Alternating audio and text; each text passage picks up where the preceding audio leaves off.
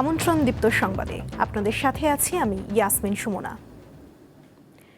প্রস্তাবিত বাজেটকে দুর্নীতি ও লুটপাটের বলে দাবি করেছে জামায়াতে ইসলামী। বাজেট নিয়ে দলটির পক্ষ থেকে আনুষ্ঠানিক প্রতিক্রিয়া জানাতে শুক্রবার সংবাদ সম্মেলন করা হয়। এ সময় জামায়াতের সেক্রেটারি জেনারেল মিয়া গোলাম পরোয়ার বলেন, ইতিহাসের সবচেয়ে বড় ঘাটতির বাজেট এটি। ব্যাংক খাত থেকে সরকার অনেক বেশি ঋণ নিলে নতুন উদ্যোক্তা তৈরি হবে না। সরকার শব্দের চালাকি করে জনগণের ওপর করের বোঝা তুলে দিচ্ছে বলেও অভিযোগ করেন জামায়াতের এই নেতা।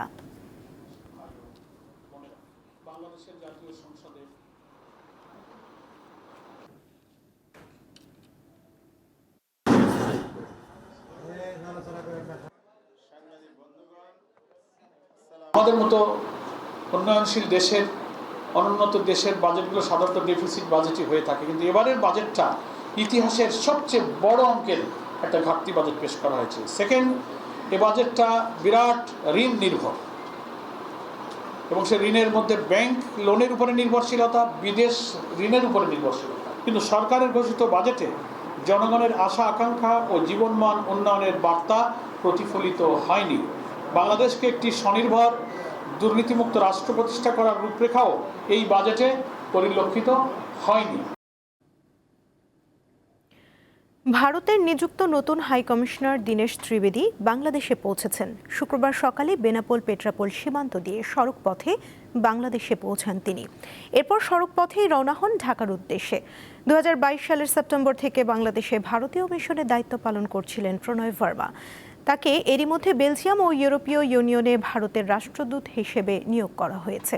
তার স্থলাভিষিক্ত হচ্ছেন দীনেশ ত্রিবেদী। প্রধানমন্ত্রী নরেন্দ্র মোদীর সঙ্গে ভালো সম্পর্ক, দীর্ঘ রাজনৈতিক অভিজ্ঞতা, বাঙালি ও বাংলা সংস্কৃতি সম্পর্কে স্পষ্ট ধারণা থাকার জন্য বাংলাদেশে পাঠানো হয়েছে দীনেশ ত্রিবেদীকে।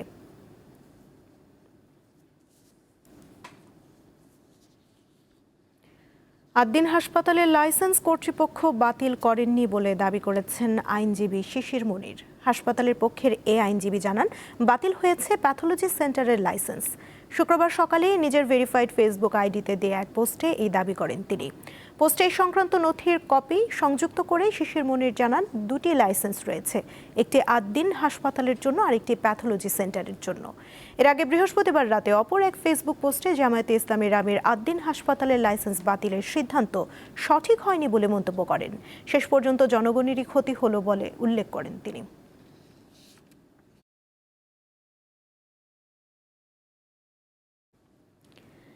বাজেটের পরদিন স্থিতিশীল রয়েছে নিত্যপণ্যের বাজার। সরকার অন্তত 60টি কৃষি ও নিত্যপণ্যে কর ছাড় দিলেও সেগুলোর দাম কমতে আরও কিছুদিন লাগবে বলে জানান বিক্রেতারা। এছাড়া স্থিতিশীল রয়েছে সবজির বাজার, কিছুটা বেড়েছে মাছের দাম। দেখা গেছে 2-3 হাজার টাকা বাজার নিয়ে আসলে উনি মাছ কিনবে, সবজি কিনবে, সব কিছু কিনবে, একটা তেলে 1 হাজার টাকা চলে গেছে। বাকি 2 হাজার টাকা দিয়ে উনি দেখা গেছে চাল ডাল কিনতে ওরা খুব কষ্ট হচ্ছে। আমাদেরও সেক্ষেত্রে দেখা গেছে একটা কাস্টমার সে 5 লিটার নিয়ে আসলো, বাজারে দেখলো তার একটা তেলে দেখা গেছে আরও 200 টাকা বেশি, তখন সে আরও 2 লিটার পদ দিয়ে 3 লিটার কিনতেছে। তো সেক্ষেত্রে আমার তো বেচা কিনি কম হচ্ছে, আমারও লাভ প্রফিট কম হচ্ছে।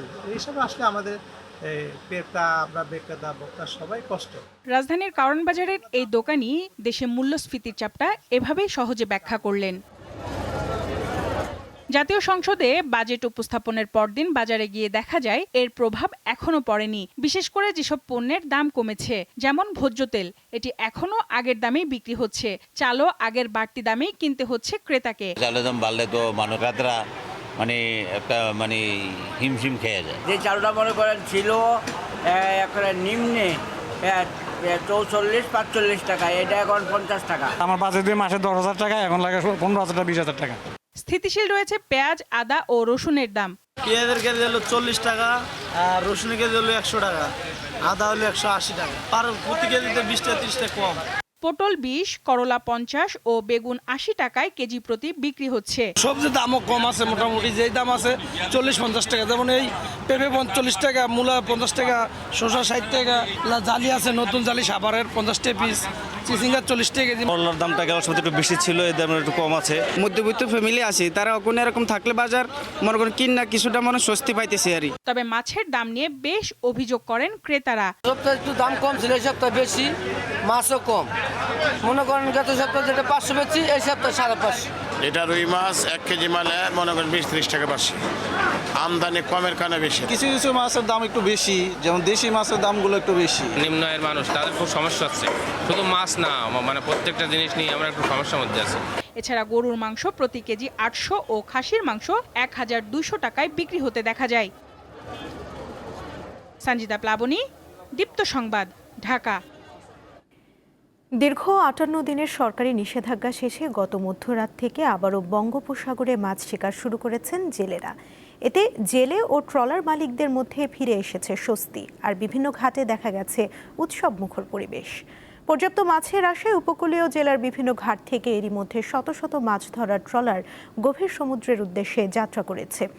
নিষেধাজ্ঞা শেষ হওয়ার আগেই ট্রলার মেরামত, জাল প্রস্তুত, বরফ সংগ্রহ ও জ্বালানি মজুত সহ প্রয়োজনীয় সব প্রস্তুতি সম্পন্ন করেন জেলেরা। তারা জানান, নিষেধাজ্ঞার সময় অধিকাংশ পরিবার আর্থিক সংকটে পড়েছিল। নতুন মৌসুমে ভালো মাছ পাওয়ার প্রত্যাশা তাদের মধ্যে নতুন আশার সঞ্চার করেছে।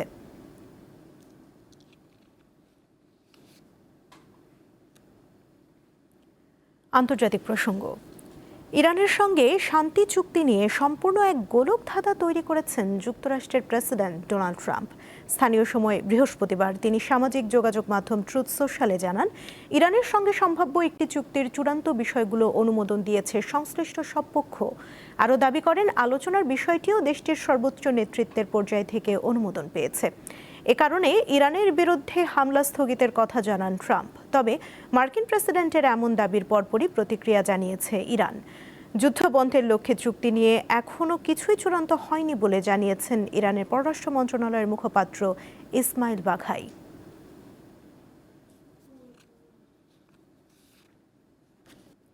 এই ছিল এখনকার মতো। পরবর্তী সংবাদ বিকেল 5টায় দেখার আমন্ত্রণ রইল। এছাড়া আরও তথ্য পেতে যুক্ত থাকুন দীপ্ত ডিজিটাল প্ল্যাটফর্মের সাথে। ধন্যবাদ সবাইকে।